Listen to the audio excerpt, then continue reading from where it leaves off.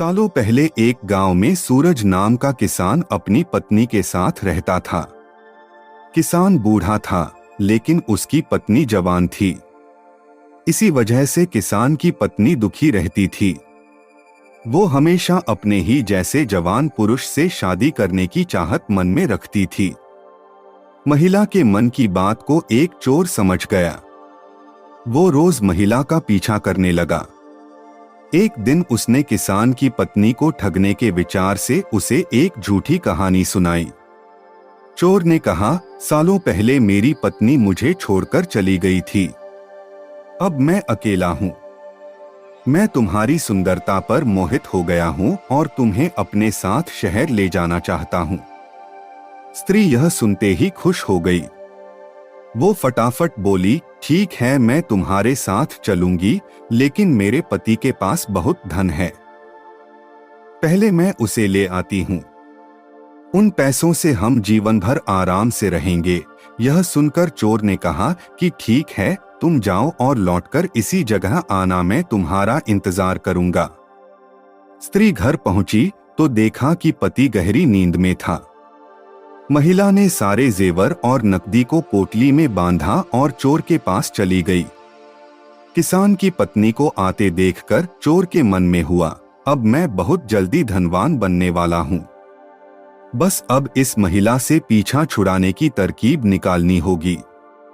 तभी किसान की पत्नी चोर के पास पहुंची। उसके पहुंचते ही दोनों दूसरे शहर की ओर निकल गए। कुछ दूर चलने के बाद रास्ते में एक नदी मिली। नदी को देखते ही चोर को एक तरकीब सूझ गई। वह महिला से बोला, देखो नदी गहरी है, इसे मैं तुम्हें पार करवाऊंगा, लेकिन पहले मैं यह पोटली नदी के उस पार रखूंगा, फिर तुम्हें साथ ले जाऊंगा। स्त्री को चोर पर पूरा विश्वास था। उसने कहा, हाँ, ऐसा करना ठीक रहेगा। फिर चोर ने कहा, देखो तुमने भारी जेवर पहने हैं, ये जेवर भी तुम मुझे दे दो ताकि तुम्हें नदी पार करने में कोई बाधा न हो। यह सुनते ही किसान की पत्नी ने अपने सारे जेवर चोर को दे दिए। पोटली में बंधा धन और महिला के जेवर लेकर चोर नदी के पार चला गया। महिला उसके लौटने का इंतजार करती रही, लेकिन वो फिर कभी लौटकर नहीं आया। अब महिला को बहुत दुख हुआ और उसकी आंखों से आंसू बहने लगे, लेकिन पछतावे के लिए तब तक बहुत देर हो चुकी थी। उसका सारा पैसा और जेवर लेकर चोर जा चुका था।